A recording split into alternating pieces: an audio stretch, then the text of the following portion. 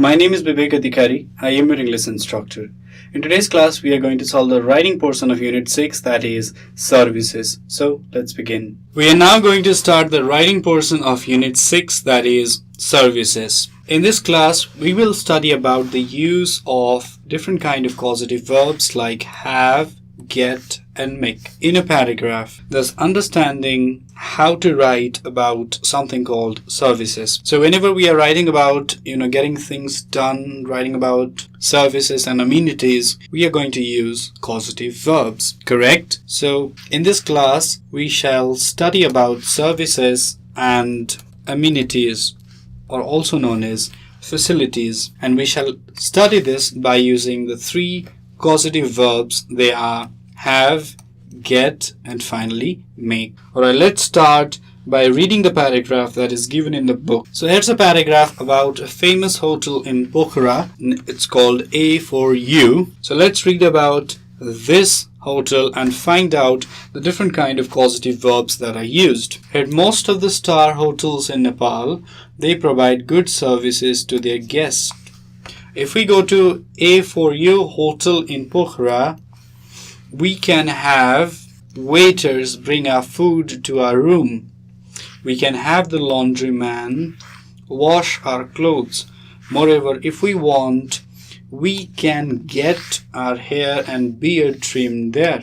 So how many different kind of structures did we use? We used two different kind of structures, and what are they? The first one is can have and second one is can get. So we use the structure can have. We can have something done and we can get something done. So we used these two structures here. We can have someone do something. We can have someone do something, like we can have waiters bring our food. Another example is we can have the laundryman wash our clothes. And the second structure that we used is we can get something done. So we can get our hair and beard trimmed there. Let us go on studying this paragraph. If you want, you can have your foot massaged. Our pedicure and manicure services are famous all over the city. At FOU, you can even have your new suit tailored. Because of these services, FOU Hotel has become the first choice for tourists in Pokhara. So what different structures did we use? Only one. So these two structures are same. You can have something done. You can have something done. So can have something done. So this one was the third structure that we used. Now let us list, the different kind of causative verbs that we can use. The first one obviously is get. Get someone to do something. Another structure is get something. Get something what? Get something done. So let's write a couple of examples. Pretty easy. So this is the first one. Number one. The first structure in here. Let's write some examples. You can get the laundryman wash your clothes. You can get the laundryman wash your clothes. And let's write another example. You can get your clothes washed. Alright? The first one was you can get the laundryman wash your clothes. And second one was you can get your clothes washed. In the first structure, or in the first sentence, we have the agent. So who's the agent? The laundryman is the agent. We have the agent, the laundryman. So you can get the laundryman is the agent. You can get the laundryman wash your clothes. That's why the base verb V1 is used. And if you go to the second structure, you can get your clothes washed. Here is no agent case. That's why the past participle, often known as V3, is used. Right? Pretty easy. The first structure is this one. Get someone to do something. You can get the laundryman. Oh God, this is wrong by the way. So I need to correct this. Now, I forgot something. Can you tell me what I forgot? I forgot the structure to. So I must add to here, otherwise it is wrong. So it is not a base verb but to plus base verb. The structure is that I forgot something, I forgot to. So the first structure is get someone to do something. You can get the laundryman to wash your clothes. And the second structure is get something done. You can get your clothes washed, done, right? You can use this structure while describing about amenities or services. Now let's go to the second structure that we can use. The second structure that we can use is have. Have someone do something. Not to do something, have someone do something. Another structure is have something done. Let's write a couple of examples. You can have your hair cut. You can have the hairdresser cut your hair. So here are two examples. Let's study them one by one. You can have your hair cut. You can have the hairdresser cut your hair. Now, in the second structure, we have something called agent. So who's the agent? This hairdresser is the agent. In the first example, we do not have any agent. So this is clearly a no agent case. Correct? No agent case. So which sentence belongs to the first structure? The first structure, have someone do something, is this one, and the second structure, have something done, is the first example, right? You can have your hair, no agent, cut. Cut is past participle in this case, which also means V3 as per the Indian grammar. So you can have your hair cut. So what's the base verb? Cut. What is the past form? Cut. What is the past participle form? Cut. Let's go to the second example. You can have the hairdresser. We have the agent in this case. So this is a base verb, often called V1. You can have the hairdresser cut your hair. So no need to use to, right? So we don't use to here. So do not use to in this case. We only use to when we use the structure get. So this is the second structure you can use while talking about services and amenities. We do have the third structure, but third structure is not often used. The most used structures are get and have, because you get something and you can have something. You can get someone to do something and you can have someone do something. You can get something done, you can have something done, right? The third word that we can use, the third causative verb, is made, but we do not use it, and that's the reason why. The third structure that we often not use is make. Let's first just write the structures. Make someone do something. Another structure is make. It is always made, by the way, made, and there should be passive form to do something. This is the exception. We don't have the normal structure, make something done. So can we say something like make something done? You can make your hair cut. No, how can you make your hair cut? So we don't have that structure, but we can make someone do something. For example, you can make the laundryman wash your clothes. There's a reason why we don't use this particular structure, and I'm going to explain why. Let's first analyze the structure. This belongs to the first one. Make someone do something. You're making someone do something, you know. What does that mean? You're forcing someone, right?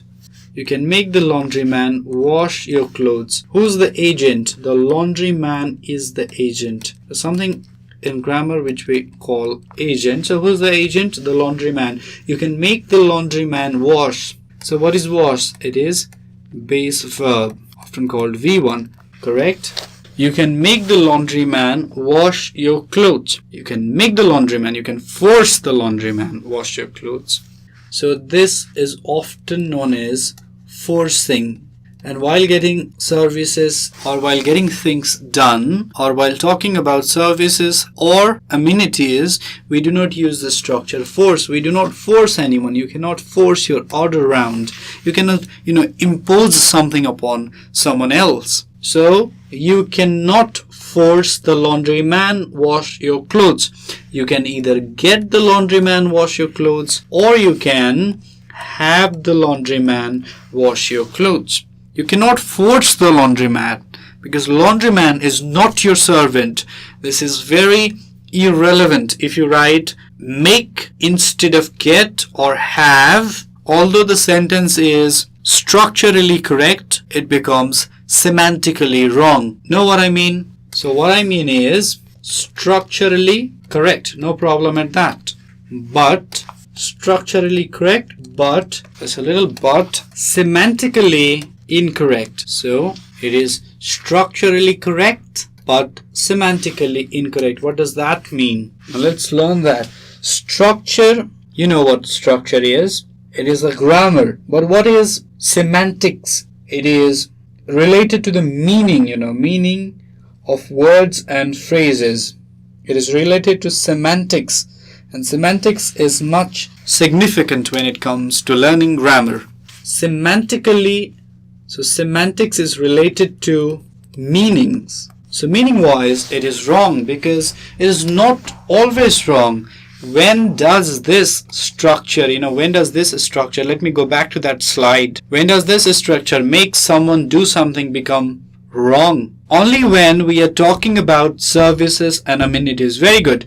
When we're not talking about services and amenities, this structure is perfectly correct and perfectly fine. But whenever we talk about services and amenities, we cannot use this structure because you cannot force someone to do something. That's it. So whenever we are talking about services or amenities, also known as facilities, we cannot force someone to do something.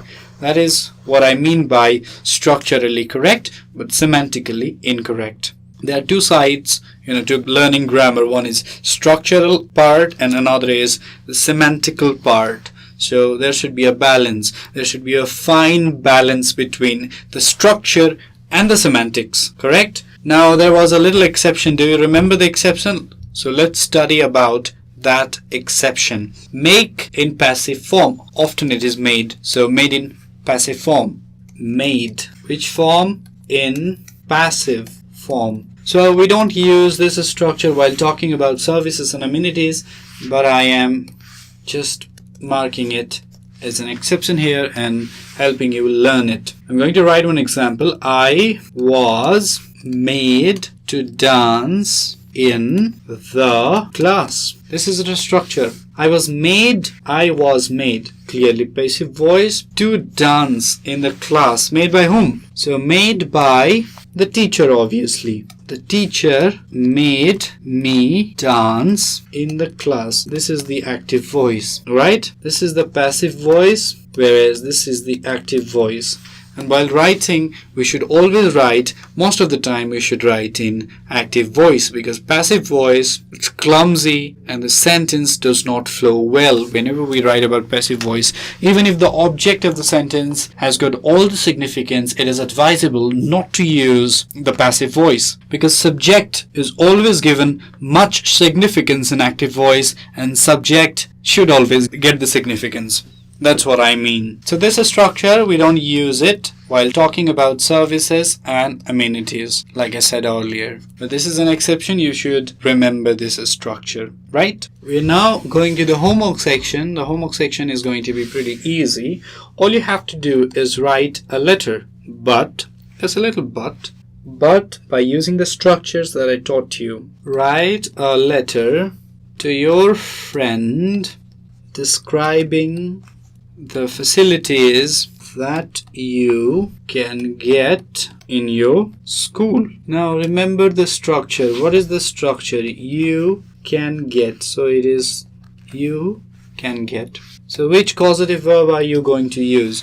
You're going to use the causative verb related to get. So use the causative verb get. You can also use the causative verb have, but make does not make any meaning here. So this is your homework. All you need to do is you need to write a letter to your friend describing the facilities that you can get in your school. So maybe your school has a lot of different facilities. You need to talk about the different kind of facilities that you can get in your school, from maybe the big open playground, the schoolyard, to the latest swimming pool. Let's say your school does not have a swimming pool. Maybe it has got a big basketball court, or maybe a volleyball ground, or maybe a table tennis hall with let's say, many table tennis boards.